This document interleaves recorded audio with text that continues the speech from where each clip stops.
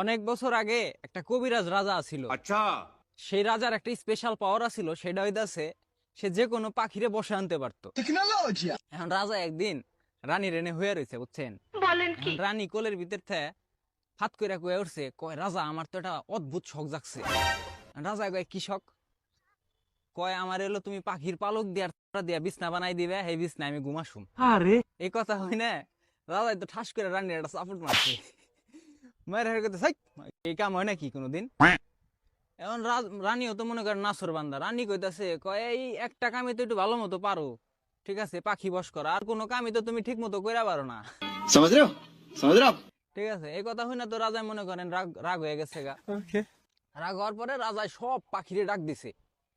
এখন ডাক দিয়া হেরে কইতাছে, কয় পক্ষীকুল, আমি চাই আমার নির্দেশে তোমাকে তার পালক আমারে দান করো, আমি হেডে দিয়ে আমার বোর জন্য একটা বিছনা বানামু, হে বিছনায় যে আমরা দুজন হয়ে থাকুম। अभी मैं गाली नहीं दे सकता। এখন পাখিরা কইতাছে, কয় রাজা আমরা তো এই কামটা কইরা পারতেছি না আপাতত। কয় কে?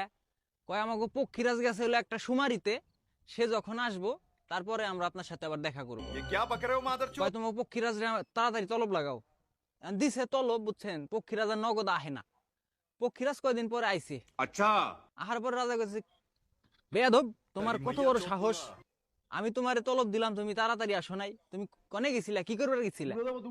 কয় মহারাজা আমি তো গেছিলাম একটা সুমারিতে, বুঝছেন, দেশে ছেলে বেশি না মেয়ে বেশি এটা দেখার জন্য। কয় কে দেশে তো পোলাই বেশি, আমি 1 বছর আগে সুমারি করছি।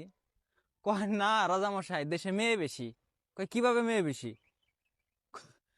কয় নারীর প্রলোভনে পড়ে যে পুরুষ তুলিতে চায় পক্ষীর ছাল, সেই শালার বেটা শালা কিসের পুরুষ, ও তো মেগি চায়ের মাল।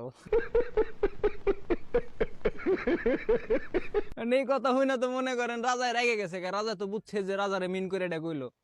রাজা তো মনে করেন ঠাস করে একটা কানের নিচে দিছে থাপুর। থাপুর দিয়া কয় যা, তোর আমি ছাইরা দিলাম, হ্যাঁ তোর আর কোনদিন ডাকুম না, তুই আমার যে অপমান করছাস তোরে তো আর ডাকার কোনো প্রশ্নই উঠে না। যাই হোক, পক্ষীরাজ চলে গেছে, রাজাও বাসায় চলে গেছে।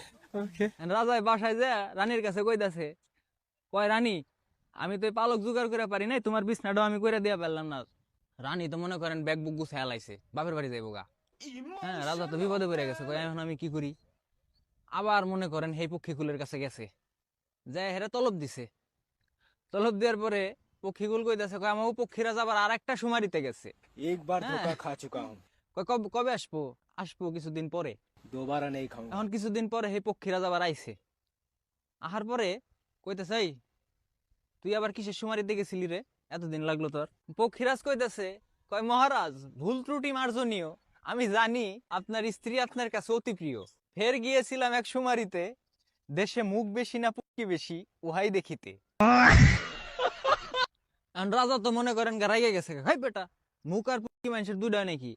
একটা মুখ একটা পক্ষী সবারই তো থাকে। তখন পক্ষীরাজ কয়, এক মুখে 10 কথা বলে যে সদা, তাহার মুখে মুখ নয় কি বলে দাদা।